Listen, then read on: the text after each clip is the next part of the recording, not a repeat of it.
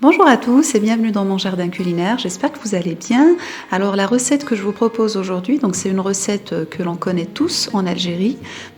C'est une recette que l'on prépare tous dans chaque maison algérienne. Il s'agit donc de la recette du gâteau qu'on appelle mouscouchou. Donc c'est un gâteau qui est très apprivoisé par tout le monde, qu'on prépare généralement lorsqu'on est en manque d'idées de ce qu'on préparera pour le petit-déj ou alors pour le petit goûter du soir, ou alors quand on reçoit du monde, quand on rend visite à des proches ou à des amis. Donc c'est vraiment un gâteau très facile de réalisation. Je vous propose aujourd'hui la manière dont je le réalise moi et vous allez voir que le résultat est vraiment magnifique. Donc vous allez être vraiment subjugué par sa beauté, par son côté moelleux. Il est vraiment super tendre comme vous le voyez sur l'image. Donc il est vraiment moelleux à l'intérieur. C'est un peu comme une éponge. Alors je vous propose tout de suite de me suivre pour retrouver avec moi les différents ingrédients et la manière dont je réalise mon mouscouchou. Alors je vous rappelle que si vous n'êtes pas encore abonné à ma chaîne, alors vous pouvez toujours le faire en appuyant sur le bouton s'abonner et en activant la cloche de notification. Et vous allez voir, c'est entièrement gratuit et ça vous permettra de recevoir toutes mes nouvelles recettes que je vous posterai sur ma chaîne. Donc à tout de suite pour la recette du mouscouchou. Donc on aura besoin de 7 œufs entiers, 7 cuillères à soupe de sucre, 10 cuillères à soupe de farine et 4 cuillères à soupe de maïzena. On aura besoin de zeste de citron, 1 cuillère à soupe de jus de citron, 7 cuillères à soupe d'huile que j'ai oublié de vous montrer et un paquet de levure chimique. Alors je commence par séparer les jaunes des blancs d'œufs. Donc on va faire ça dans 2 saladiers.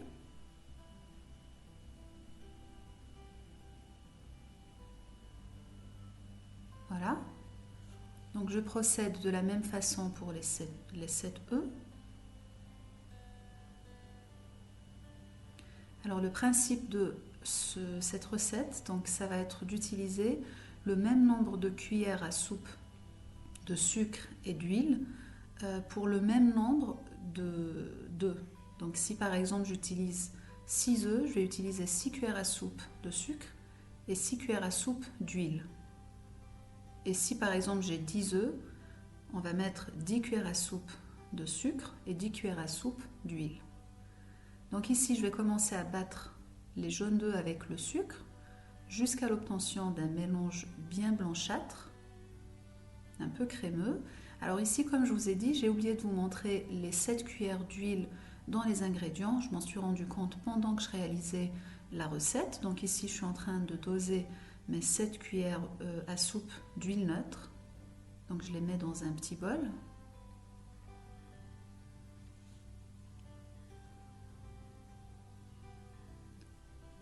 Donc voilà, c'était un oubli, je suis désolée.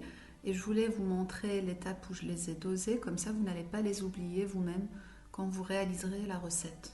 Voilà, donc je les additionne aux ingrédients précédents. Et ensuite, je continue donc de battre mes jaunes d'œufs avec le sucre jusqu'à ce qu'ils blanchissent et qu'on obtient un mélange crémeux comme je vous ai dit. Donc vous voyez ici que ça commence à blanchir.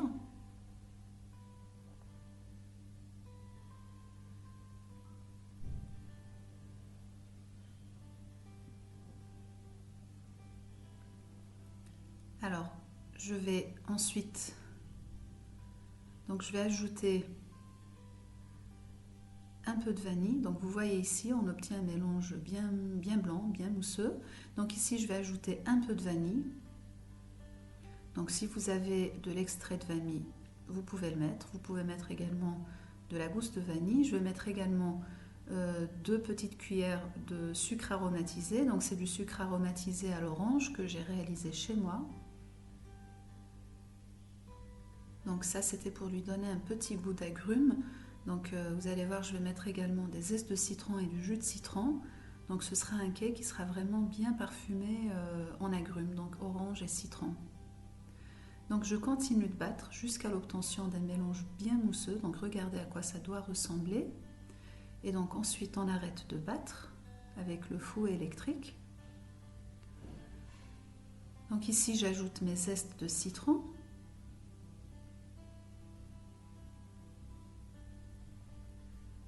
Alors je retire les fouets électriques et je commence à travailler avec Alors d'abord avec une maryse pour récupérer tout ce qui était collé, tout ce qui était resté sur les parois. Et ensuite, donc, je prends un fouet manuel et je vais continuer de travailler au fouet manuel. Si vous souhaitez travailler avec la maryse, vous pouvez également. Donc ici, ce que je fais, je prends donc la totalité de ma farine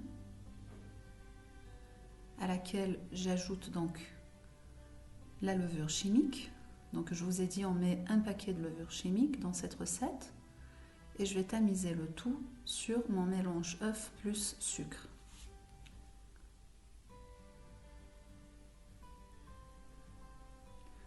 Alors ensuite, une fois qu'on a mélangé la farine, une fois qu'on a tamisé la farine sur les œufs, on va commencer à mélanger tout ça tout doucement avec un fouet ou alors avec une maryse. C'est comme vous souhaitez.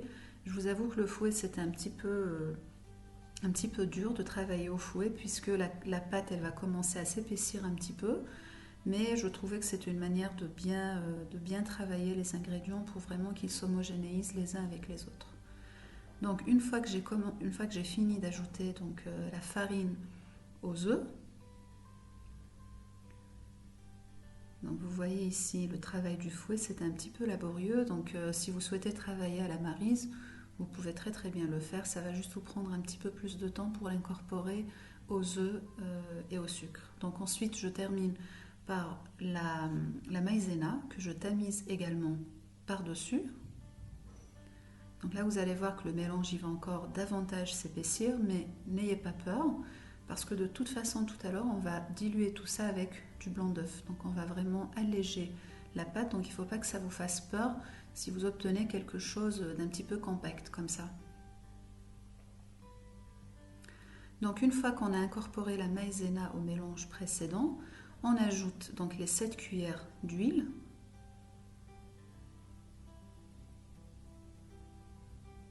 Donc on les incorpore à l'aide d'une maryse. Donc là déjà on va commencer à alléger un peu la pâte. Donc vous le faites délicatement. Ensuite donc on ajoute une cuillère à soupe de jus de citron. Donc là ça va ajouter du goût et de la légèreté à la pâte.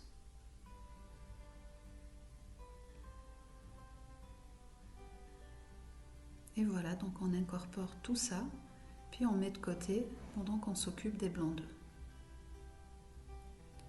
Alors donc pour les blancs d'œufs, je mets une pincée de sel, une toute petite cuillère de sel dans les blancs d'œufs, puis on va commencer à les monter en neige.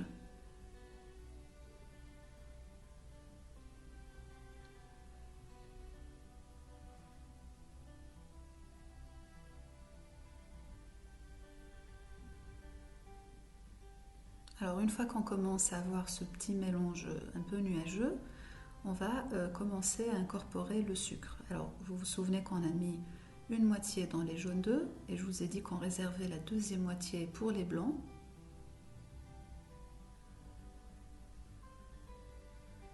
Donc c'est ici qu'on va commencer à l'incorporer.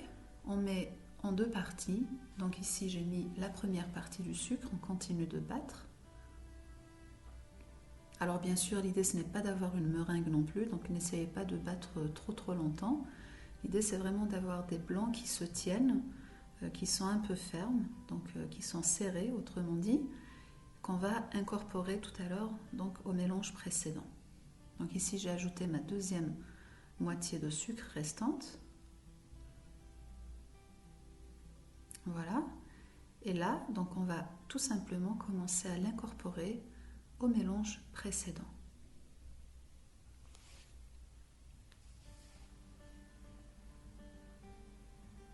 Alors, donc, quand vous allez commencer, du moment que la pâte précédente elle était un peu compacte, moi j'ai commencé avec le fouet manuel.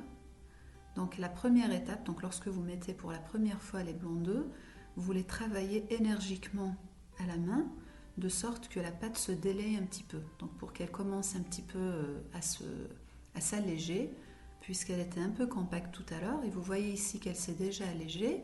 Alors ensuite, quand on commencera à ajouter le restant de blanc d'œufs, ou de blanc en neige plutôt, on va y aller très délicatement à l'aide d'une maryse ou d'une spatule si vous ne disposez pas d'une maryse. Donc essayez vraiment d'y aller très doucement pour éviter de casser les blancs en neige. Donc vous voyez le mouvement que je fais, c'est un peu comme quand on réalise une génoise par exemple. On va de l'extérieur vers l'intérieur, de sorte à bien incorporer donc les blancs dans la pâte, mais en faisant attention aussi à ne pas les casser. Donc le rôle des blancs en neige dans cette recette, ça va être vraiment de l'apport d'une super bonne légèreté à la pâte. Donc vous allez voir, elle va être vraiment super légère. Et au moment de la cuisson, donc vous aurez quelque chose de bien spongieux à l'intérieur. Donc vous n'aurez pas une texture trop compacte après la cuisson. Donc on continue d'ajouter tous les blancs d'œufs jusqu'à la fin, donc comme ici. Et donc on refait le même geste. Donc toujours de l'extérieur vers l'intérieur, on incorpore bien les blancs et regardez la belle texture qu'on obtient. Donc on obtient une belle pâte bien fluide, sans grumeaux. Et donc c'est une super belle texture, bien légère. Et là, donc ce que j'ai fait, j'ai préalablement beurré et fariné un moule, donc un moule à mouscouchou, autrement dit. Donc moi, pour le coup, c'était un moule à kouglof. Mais voilà, vous pouvez utiliser un moule classique de mouscouchou sans les motifs sur les bords. Et ensuite, je commence à transvaser ma pâte dans le moule, tranquillement.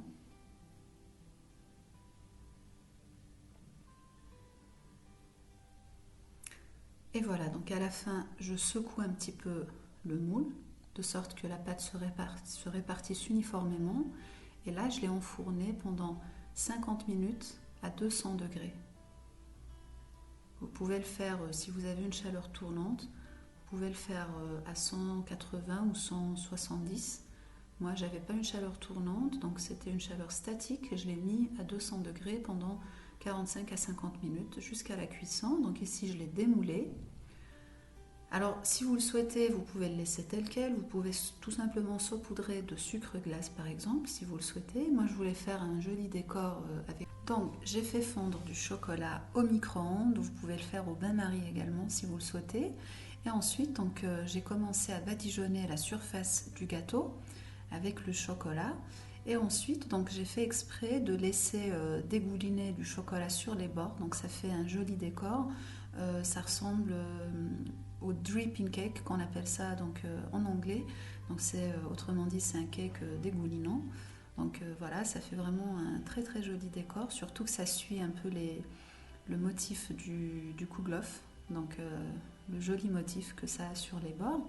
Donc ensuite, vous pouvez le laisser tel quel. Moi, je ne me suis pas contentée de ça. Comme d'habitude, j'aime bien le côté décoratif. Donc j'ai pris du vermicelle en chocolat. Vous pouvez faire ça ou alors vous pouvez remplacer par de la noix de coco par exemple. Donc moi, pour rester dans le thème chocolat, j'ai mis des vermicelles en chocolat et j'ai saupoudré donc toute la surface. Et donc vous commencez à voir que ça ressemble déjà à une jolie couronne. Donc ça a l'aspect d'une belle couronne, comme vous pouvez le voir. Alors ensuite, j'avais donc réalisé des oranges confites que j'ai fait confire chez moi. Et donc je voulais donc toujours continuer. Et aussi pour rappeler un peu le goût qu'il y a dans le cake. Donc j'avais mis du sucre aromatisé à l'orange, comme je vous ai dit. Donc ici, c'était un peu pour faire un petit rappel de ce qu'il y avait dans les ingrédients. Donc en fait, j'ai disposé des orangettes, des oranges confites sur toute la surface du gâteau. Et vous voyez, ça ressemble vraiment à une très jolie couronne. Donc voilà, moi j'aime bien vous donner des idées de décoration, surtout pour les nouvelles, les jeunes qui apprennent nouvellement, donc les toutes nouvelles techniques de décoration, etc. Donc voilà, ça vous donne une idée, mais si vous avez d'autres idées de décoration, vous pouvez très bien les faire suivre votre instinct. Mais comme je vous ai dit, le cake en lui-même se suffit donc à lui-même. Mouscouchou, on n'a pas besoin de le décorer puisque c'est un très joli gâteau qui se suffit à lui-même. Donc regardez le résultat final. Comme je vous ai dit, on obtient vraiment une super jolie couronne C'est vraiment très très beau. Vous pouvez le servir pour un goûter, ou alors si vous partez chez des amis, si vous recevez des amis ou de la famille. C'est un cake qui va vraiment les enchanter, puisque à l'intérieur c'est vraiment un cake super super moelleux, super spongieux. Et puis l'extérieur aussi, puisque on obtient vraiment un très très joli décor. Donc voilà, vous pouvez les contenter à la fois visuellement et gustativement. Tant qu'à faire, voilà, on choisit les deux.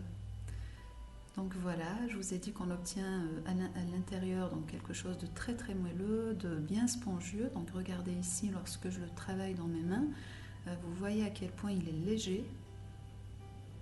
Et je vous garantis que le goût était vraiment exquis. Donc nous, on s'est bien régalé à la maison. J'espère que vous le referez et que vous allez vous-même régaler vos familles. Vous allez vous régaler vous-même également, puisque vous y avez droit.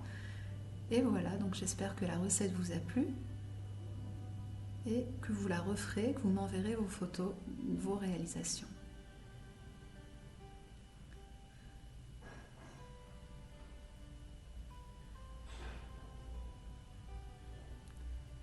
Et voilà, donc j'espère que la recette vous a plu. Donc moi je vous dis à très très bientôt pour de nouvelles recettes. N'oubliez pas de me laisser un petit j'aime et un commentaire en bas de la vidéo.